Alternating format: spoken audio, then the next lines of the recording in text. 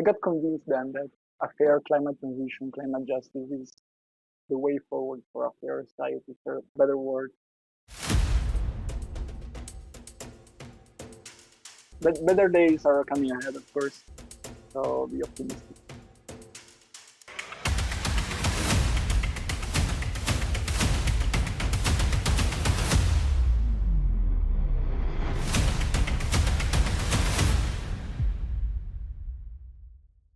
Hello everyone, welcome to Resilience Tracks, the podcast where we follow the tracks of the next generation of environmental leaders working to build a more resilient future here on Earth. I'm your host Stephanie, and today we are joined by Francesco Saretto. Francesco, by resume, is a PhD student in the Netherlands studying climate risk management with a focus on Bangladesh. Francesco's from Italy and has done the externship, and with the help of seed funding from NGS and TNC, is leaning also into environmental storytelling with his documentary Raízes Sem Terra. The film documents the critical condition of rural areas in Brazil, which faces poverty, drought, and colonial-backed land distribution inequalities. Through film, Francesco and his team hope to raise awareness in Europe on the critical condition of the Sem Terra in Brazil, while also raising financial support for the construction of water and electrical infrastructure to support the communities. As a film created through crowdfunding, we will delve into Francesco's journey filming, producing, and distributing this much-needed story, and, as I have just learned, also his PhD. So welcome, Francesco. Hi, Stephanie. Thanks for hosting me, and hi to all of the listeners of the podcast. Nice to be here. Yes, thank you so much for being here today. I'm so excited to dig into everything. So to begin, tell me, how did you, if you are studying a PhD in climate risk management, how did you get into filmmaking using the seed funding? Yeah, that was very random, I would say, but if you want to say it in a more poetic way, I think the stars have aligned. Because I was in Brazil 2 years ago when I applied for the seed funding, just after finishing the externship, right? And like the day before leaving for Brazil, I stayed there for 1 month in Alagoas, which is in the Nordeste part, which is north. Um, I applied for the seed fundings, just like drafting a project, not really thinking about it too much, about marine conservation, because my externship was in the marine conservation one. I spent my month in Brazil. I met incredible people that really struck me. And the day when I came back, I received the email saying that I won the seed funding. Right, I was pretty shocked because I never thought that I would have gotten that, because there were so many talented people doing the externship with me that I was like, yeah, they're gonna get it, of course, and that's right. Uh, but then I got the seed fundings, right, and the first thing that I did was calling the guys from the communities that I worked with here in Italy, being like, hey, I got the money, so I know we suggested this stuff, but maybe you have any other ideas that you want to do that we can integrate. And this guy was like, you should make a movie, you should make a documentary. And at first I was not really convinced, because I barely take pictures with my phone, right? So I'm not really the video making kind of guy. But then I was like, yeah, I mean, when will I ever have the chance again to do a documentary, right? This is, if I have to do it, this is the time. So I gathered a team of people who actually knew how to do a documentary. But, uh, yeah, just leaning on my skill, that wouldn't be a great documentary. So we started to build this project, which at first was supposed to be some sort of documentary on marine conservation in southern Italy. But then the guys we were working with, they just said, guys, sorry, we have other stuff to do. We cannot host you. We cannot really work with you as much as we'd like. So that project ended. So I started again. I was volunteering with Sea Shepherd at the time, LNG, pretty famous. And they had another project in southern Italy, again, about, I think, like some sort of marine conservation, maybe about sharks. I don't remember now. So with the same team, we started building up a project again with them.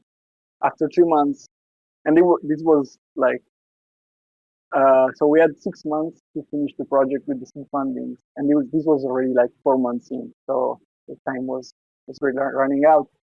And at 5 months in, they were like, "Yeah, no, sorry, we cannot host you. We have to postpone the campaign we're gonna do, so you guys cannot come." So I was pretty depressed. I just left it. I really just thought, "Yeah, I'm just gonna give the money back. It's alright. It happens. It's no shame." But then, and then at the same time, I had in the back of my mind a person that I met in Brazil 2 years ago, which was from a Sem Terra community, which maybe we can explain later. And these people who I'm gonna speak later about just really touched my heart, and I really thought that would have been so great to have the chance to tell their stories. And at like day after or 2 days after that, the last project about marine conservation got like rejected. A friend of mine told me that he had quit his job to go to Brazil to do some lobbying for these Sem Terra people to unlock some fundings for water wells through an ONG that is from my hometown. Because my hometown in Italy has a really strong connection with Brazil. I think it dates back to the immigration of Italians in Brazil. Anyway, every year for 30 years, people have gone there, so it's pretty strong.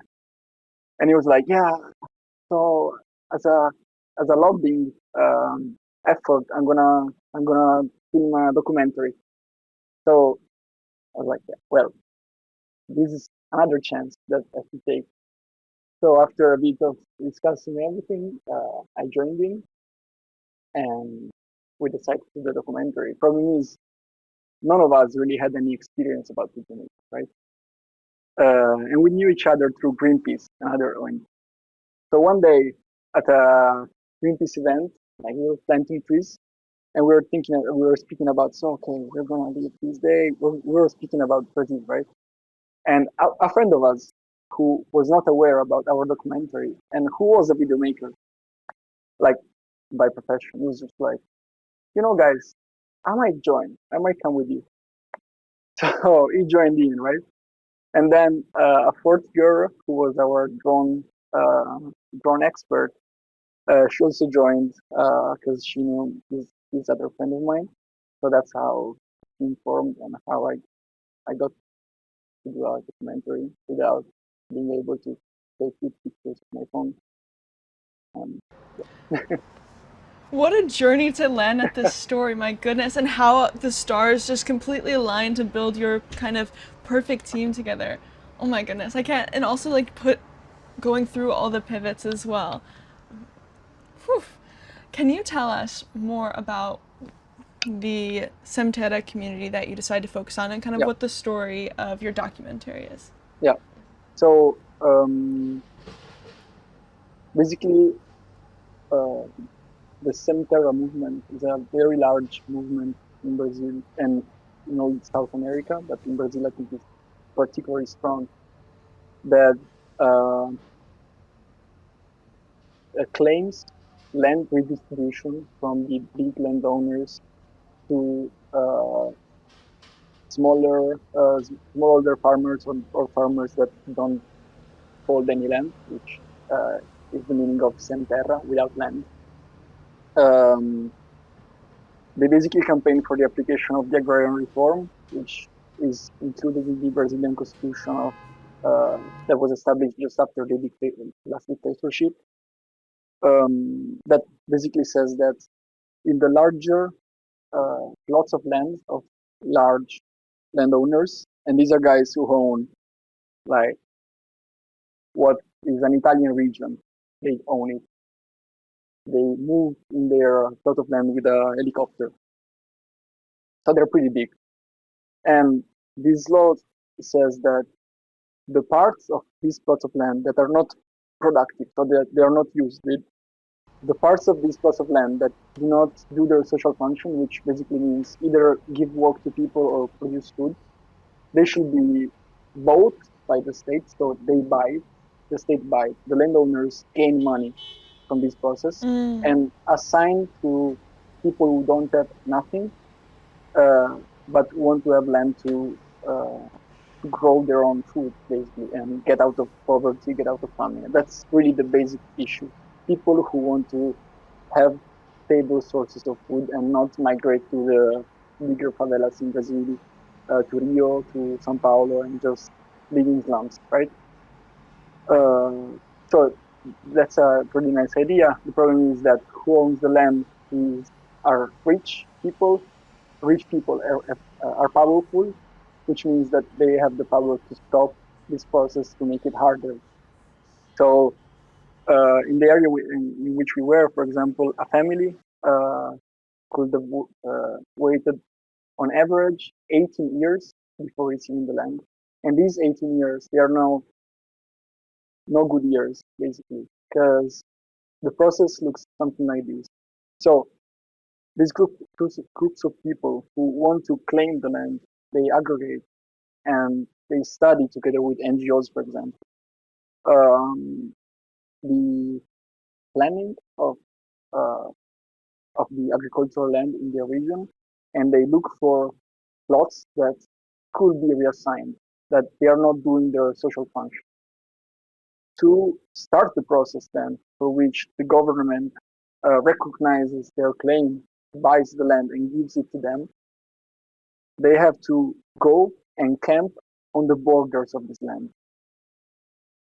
So, really, families, like 10, 20, 30 families, just moving in agricultural fields, building tents made of plastic, made of uh, branches of trees, and they just live there for 5, 10, 15, 20 years, right? In very ugly conditions because there is no water. There it's really hot, so it can get to 40 degrees under a um, plastic tent is not easy. It can get also violent, of course. The efforts of the larger landowners to push away the people, claim the land, are intense, and we have uh, got some direct experience of people uh, who experience this kind of violence. And after all of these years, maybe uh, they finally receive lots of land. So that's the bigger picture. We were hosted by a ONG who supports the Sem Terra fight. So throughout all the process, from deciding which plots are good for occupation until after they get the land and they need to have the money to buy cattle, to buy irrigation stuff. Uh, and this ONG was funded by people from my hometown here in Italy, again for this strong connection, during the dictatorship. So in the 70s, uh, they they moved there, and yeah, so they did all the secret meetings to avoid the spies and everything. After the dictatorship, so it's really uh, rooted organization. They hosted us. They uh, brought us around Bahia, which is the state we were in, where Salvador de Bahia is, which is in the Nordeste again. They drove us around, meeting communities, meeting people who already got the land, people who were waiting for the land for 1 month, and we just sat there with them, asked them questions, and yeah, try to connect with them and get their experiences. A way that you guys phrased it on the crowdfunding campaign is kind of taking this not like this experience in Brazil back to Europe so people in Europe can understand kind of the severity of the situation there. Yeah. What is during your month in Brazil following this community, what was some big takeaways that you think that someone Yeah. needs to know Mhm. right away? I, I think what struck me the most is the environmental perspective of it. Maybe it's also because of my background. Uh, because up there, um, in Bahia, there are two seasons. the wet season and the dry season, right? Mm-hmm. So it only rains for like 3 months, 4 months. But now climate change is destroying this pattern. So now, like this year, it rained for 15 days, and for all the 15 days we were there, so we saw the only rain in the throughout all the year there, right? And Mm-hmm. uh, seeing the kind of the hardship, the environmental hardship that these people need to live, that is added to the social, economical violence situation that they have to endure. It's crazy. We Our documentary was meant to speak about water issues, water availability issues, but I didn't expect it to be that much of a problem. And you really see the socio-economic perspective of environmental issues, for example, Mm-hmm. because for example, we have met communities who didn't have water to grow their food. They got the land, but they were still on the border of starving because they couldn't grow their food because they didn't have water because it didn't rain and Mm-hmm. they didn't have any uh, structure to hold the water, the rainwater, right? At the same time, are these communities are built over one of the richest aquifers of the whole state. So Okay. under their feet, there is so much water and good water. The thing is, it's 200 meters down, 100 meters, 300 meters down. So it's very costly to get it, to pump it, to use it. So only the people who have the money, which again are the large landowners, can access this water, right? So, I mean, coming from Italy, from the west of the world, if you want, like, I'm not used to really experience or see the environment as something that also holds a social perspective inside, a socio-economic Mm-hmm. perspective inside. And seeing that instead really struck me and really made me think differently uh, about yeah the global environmental issues themselves, and it adds another perspective to the understanding, I would say. And also another thing that struck me is the long uh, what's left from the colonization still hurting so much. And I didn't think that like I could have expected it probably, but seeing it is really striking because of course the people who own that much land often are of the same families of the first colonizers who came there. Okay. Because what the colonizers did was dividing the whole Brazil, but I think this applies to a larger area of South America, which goes behind Brazil. But I'm gonna just speak about what I've seen. They divided it into huge plots. After, of course, having killed the indigenous people, um, having took the land, they divided it in huge plots that were just for monoculture. So something completely different from anything the indigenous people had done before or anything that had happened in the land before, right? Bringing in also the agricultural techniques from Europe, which are not suited for such an environment. Because Europe, for example, is humid and cold. Brazil is warm and dry. That area of Brazil, at least. Uh, and all of those monoculture, of course, were just to take uh, the crops, the everything that was produced, and bring it back to the homeland, not really to leave it there. So this kind of pattern both produce inequalities in land distribution and in the economy, but also took away the knowledge to grow crops in a way that's suited for that specific environment. So that again, the issues related to water are also exist because of the wrong techniques, let's say, of growing Mm-hmm. crops, and that's a colonization. So that was really striking, really got me thinking, really hit me, again, as a Western person.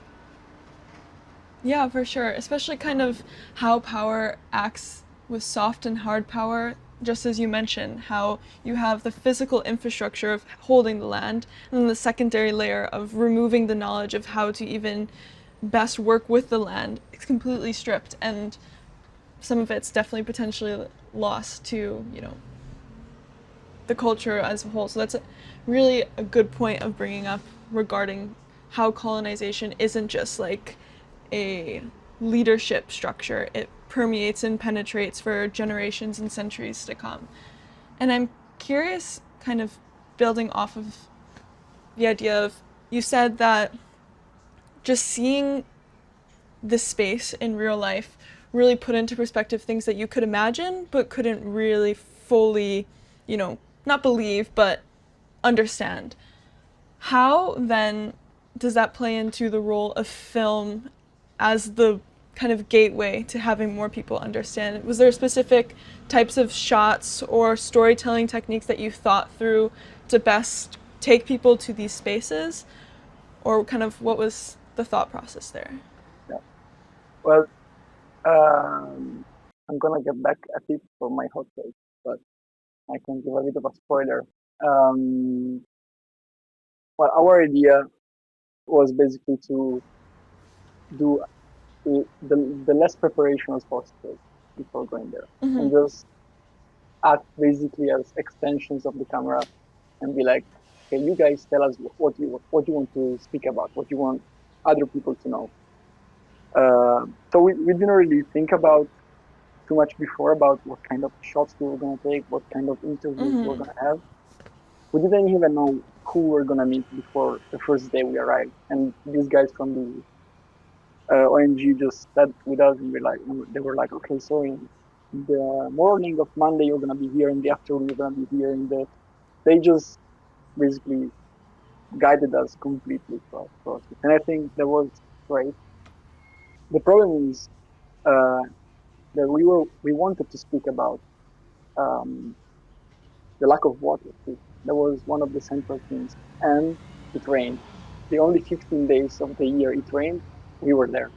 So it's kind of Mm-hmm. difficult to bring a movie back to our hometown, speaking about drought and dryness and lack of water, and Right, have yeah. all the scenes green, all the flowers blossomed, everything looks like a Mm-hmm. paradise on earth, which it is. Nobody said that a paradise needs to be green and wet. Anyway, um, so that was really hard for us, and that that us thought. And in the end, what we decided to do was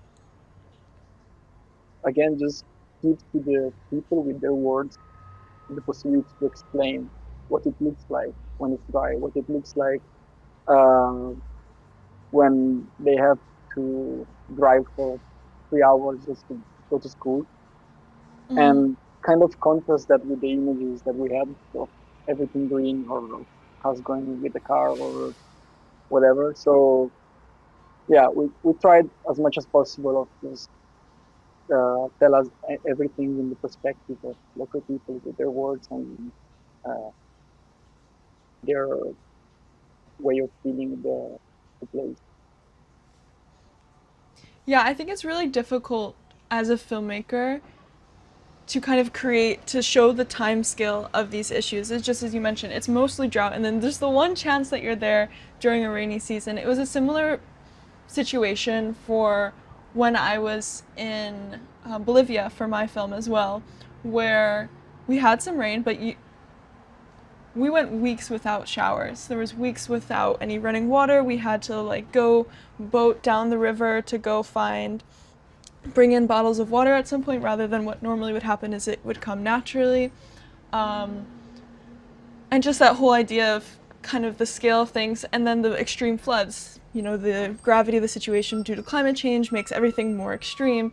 Within, I think, a few, maybe 3 or 4 weeks after I had left, after 3 months of spending time in Bolivia, it was completely flooded and everyone's walking up to their hips in water, and it was getting concerning to a point of potentially having to evacuate the rescue center, which my film was about, but neither here nor there. Just kind of, yeah, struggling to face that. And what I also find interesting about documentary film is you had the chance to spend 1 month in the field. I was lucky enough and fortunate to do 3 months. But most films are, cut, shoot, planned, structured, and are done within a week or two, which is beats my brain. I don't understand how we're supposed to make, functional, truthful documentaries when everything's so quick. So I really admire your guys' effort of kind of going in without the plan, because that also brings not authenticity, but allows you to potentially be more of a listener than someone who's kind of coming in with a story and idea in mind and letting the camera absorb what you already imagine rather than what the community actually is facing. So that's really cool. I noticed in the trailer that you shared with me as well that you did integrate some archival footage into at least the trailer. What was kind of the process of collecting that footage, and how do you use it and why? Yeah.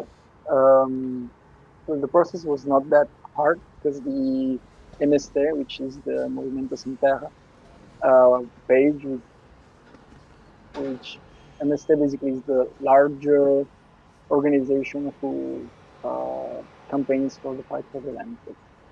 Mm-hmm. They have quite a big archive with everything from historical footage to papers, books, other documentaries. So I definitely suggest to anyone who's interested to check it out. So that was kind of easy. Uh, we wanted to include it also to add the perspective of how long the fight has been and how long it took to them to gain the few things that they gained. So to give the idea of uh, how um, hard and how um, demanding is the struggle and the fight for land, and how it propagates through generations. And the generational thing is a really important thing that comes across because every single person we met thinks in terms of the future generations. So thinks about we have to do this so that our younger people will stay and and live thanks to this land and not migrate to the bigger cities. We interviewed politicians uh, and other public figures who campaign for the fight for their land, and everyone uh, has in their among their primary thoughts ensuring there is a legacy whenever a plot of land is conquered. So we wanted to give this idea. Um, we wanted to kind of make people understand how hard it was to fight and keep the fight going, the groups of people going when there was a dictatorship. Uh, Mm-hmm.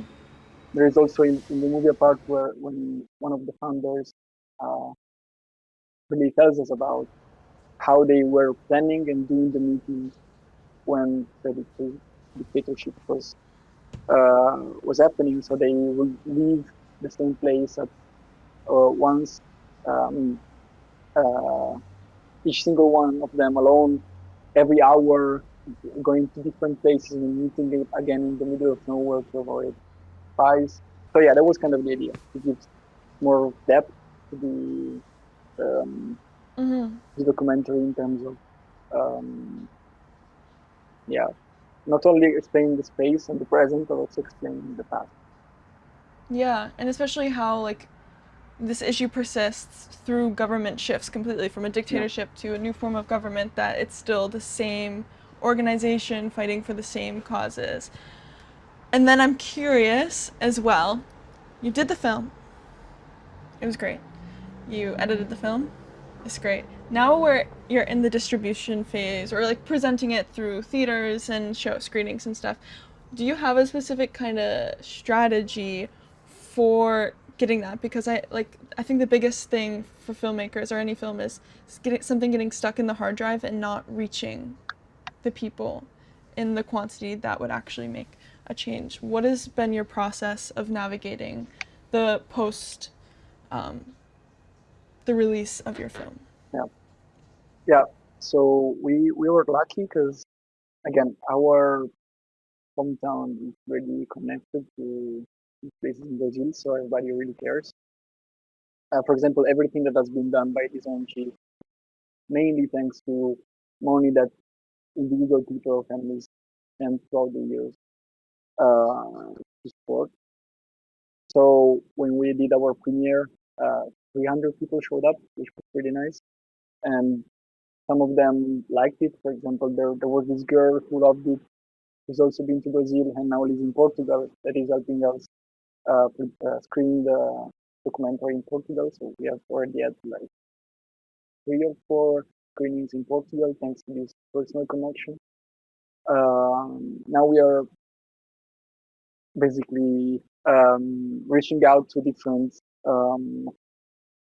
associations, places that might be interested in our project or want to screen it. But really, thankfully, I think it worked because it arrived to people, the documentary. So lots of people are very willing to help. So we are reaching places without even trying right now, just going with the flow. Because yeah, thanks to people just speaking well about it and other guys being like, yeah, why don't we have a screening? So it's going pretty well. So well that on the 5th of May, we're going to screen it at the European Parliament. So that's pretty big. And the hard part is to get it into platforms, for example, online, somewhere that is not YouTube. We checked different options. Uh, and in the end, we were going to use a independent platform in Italy. I'm not going to mention it because I don't think it even works outside of Italy, but that's going to be our decision. Then, of course, there are festivals. They're super cheap. I wasn't expecting that it was so cheap to submit a movie, like 15 euros, uh, 30, 50 max. So it's not too bad. And yeah, we're trying doing that. Um, we're being very realistic about where we can go and who can be interested. And also, yeah, I think as soon as we finished it, we were like, we're gonna win an Academy Award for this. That's so good. But then, of course, you kind of lower your bar and be like, okay, where we can really get to get. So yeah, just step by step again, kind of going with the flow. It's working. Of course, we are lucky because every one of us has other jobs, so that's not our like primary. We didn't go all in on that, uh, which gives us a bit of stress relief.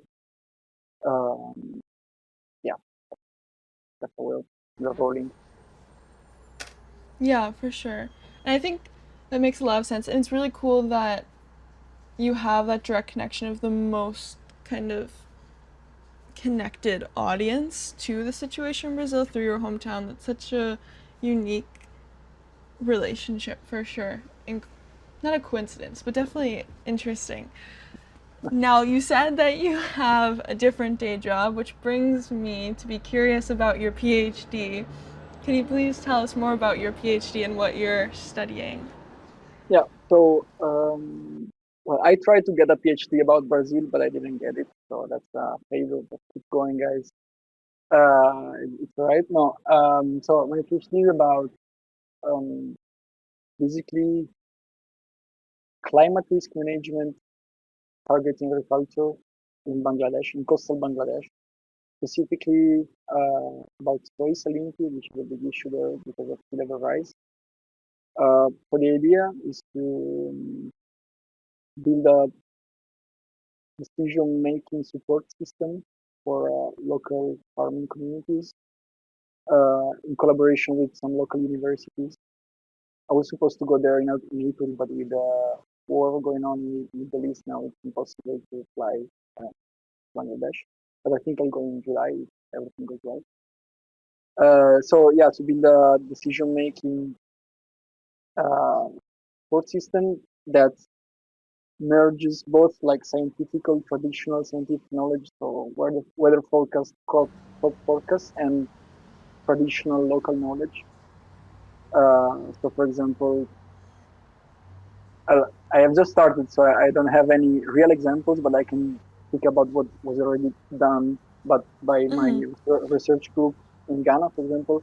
So they've seen that there, lots of people were planning their agricultural season based on local knowledge and local indicators, which are how the sky looks, how the clouds look, how the insects Mm-hmm. walk. So they try to, they were like, okay, maybe we cannot understand the science behind this, but some of these indicators they work. Like they are they are they are good. So what they did was merging these two kind of forecasts. So the one that local farmers did based on local indicators and their traditional knowledge, and the Mm-hmm. classical weather forecast that we Western people are used to. They build a little machine learning algorithm that merges them and gives a final forecast valuing both. So it's also gonna an effort to co-develop something to value what's already there and not just be helicopter scientists and just be like, hey, so we made this app, you use it, it's great, and but that has no connection with whatsoever with the place and just something alien wrote there. I think it's pretty interesting. I just started 2 months ago, so let's see where we can get.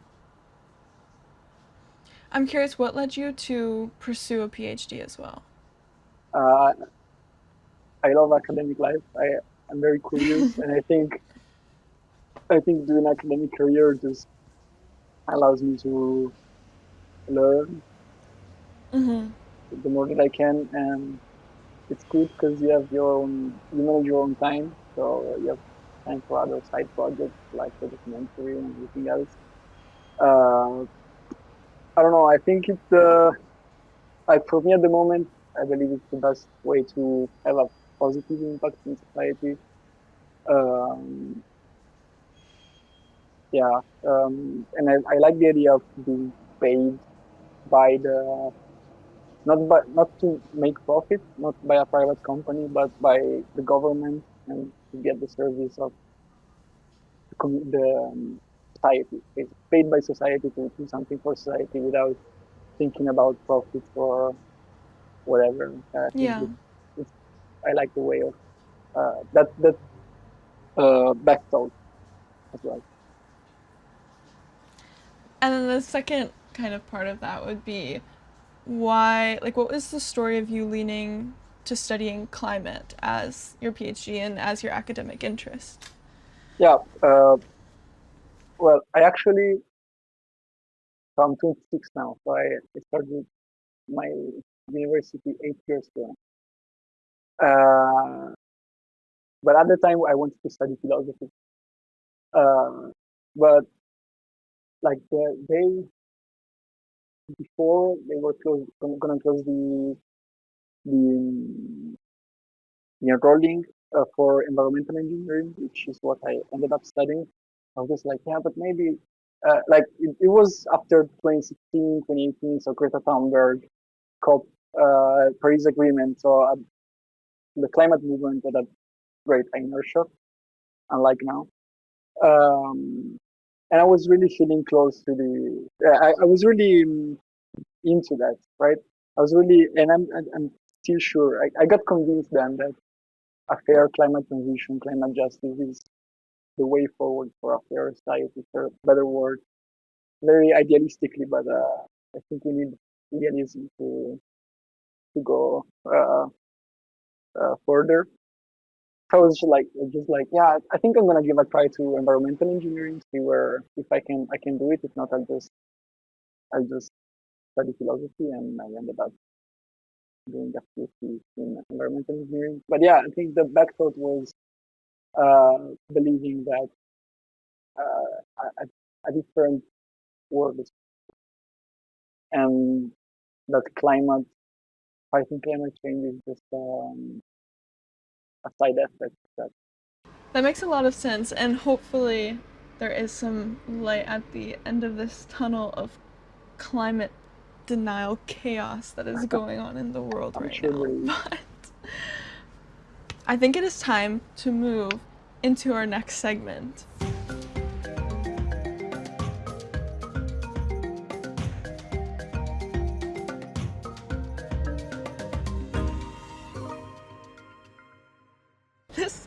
This is the conservation hot take segment. Here we want to know your conservation hot take. Something, someone, somewhere will disagree with. Francesco, do you have a conservation hot take today? Well, I have a storytelling hot take from someone who has Okay. basically zero storytelling experience, so take it with gloves. But the less planning, the better, I think, for my experience. So, um, especially in a case where the story you want to tell is not something that you have lived uh, as a first person or that you have interacted with for a while, so that you really know. The risk is just to project your own positionality, your own expectations into someone that maybe wants to speak about something else. So um, the less you prepare, the less you think about what we are going to talk about, what kind of um, scenes are we going to shoot, the more you leave room for authenticity, uh, people really speaking about what they care, what they want other people to know. And honestly, some of the best shooting we did and some of the best quotes we got were without cameras on. So I was always carrying my Mm-hmm. mic with me and just turning it on from time to time to record whenever the conversation was really sparking. Uh, and I really think that if we instead plan ahead so much, uh, we just would have destroyed the connections that we built with people. Because from my experience, 75% of the time, what happens when the cameras are not on.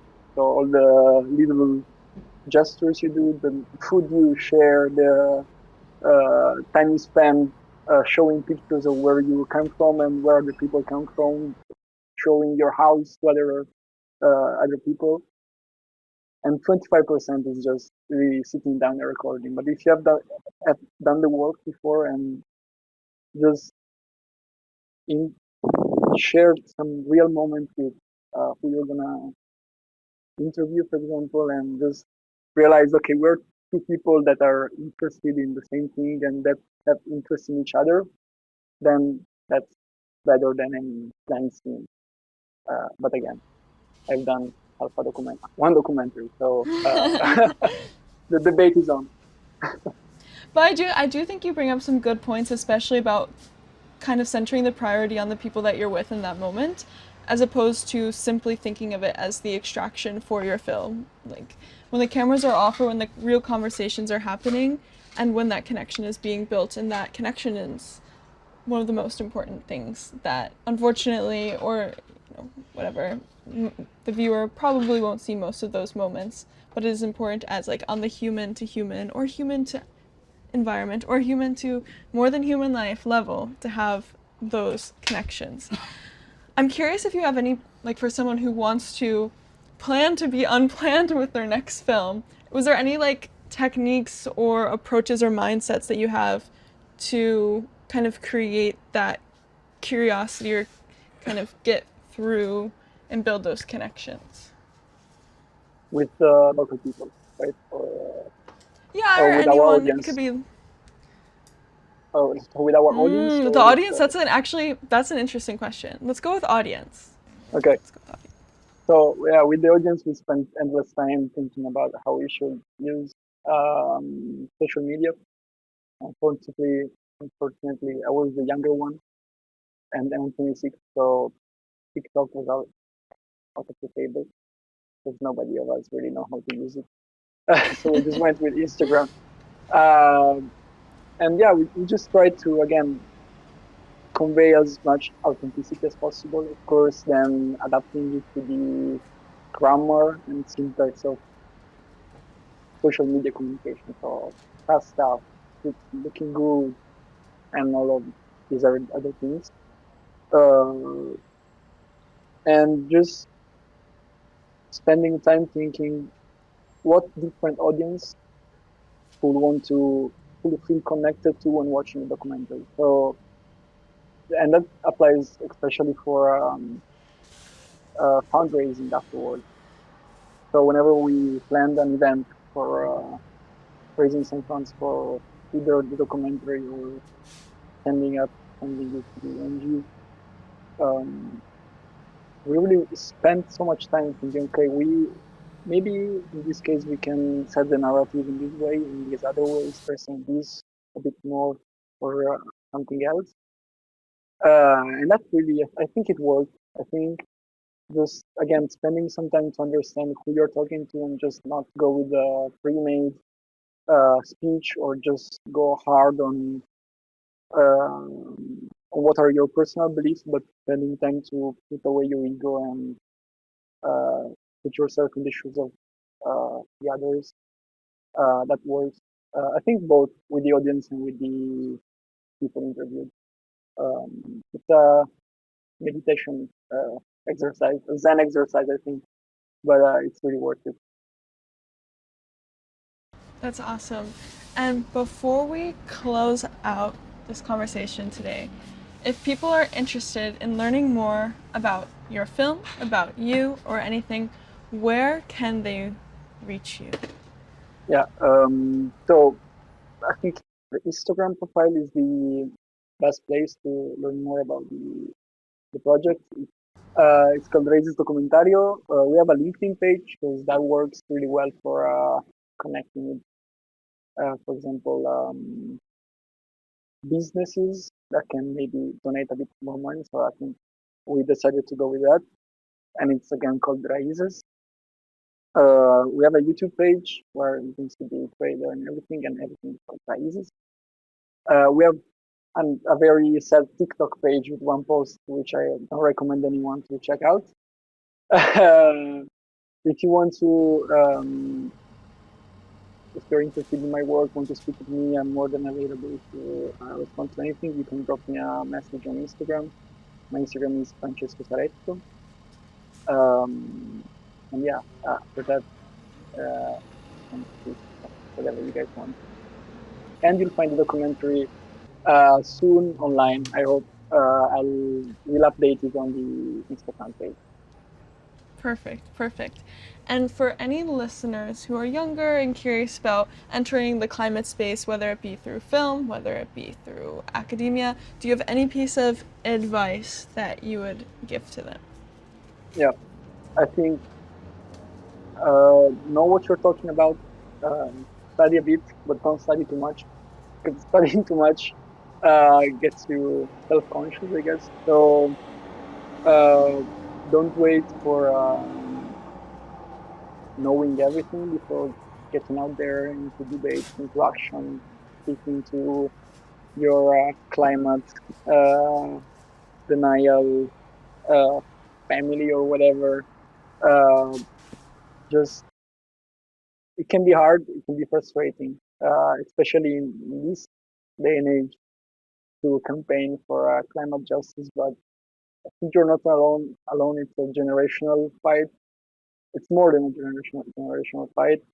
I really think it's the same fight that uh, it's a century long fight. It's just now we're speaking about climate, but we're really speaking about injustice.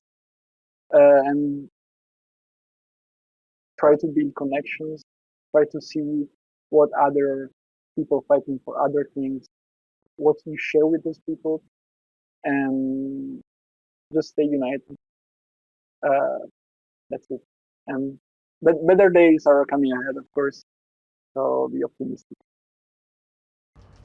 Yes, that's great. Thank you so much, Francesco, for coming onto the Resilience Tracks podcast today. It has been such a pleasure to listen to your thought process through the film, your exploration with your PhD, and I definitely gained a lot from this conversation. Yes. So thank you all listeners as well for listening to today's episode. Hopefully it gave you a little glimpse into one path that we are all taking on our shared resilient future. And we'll see you in 2 weeks for another episode.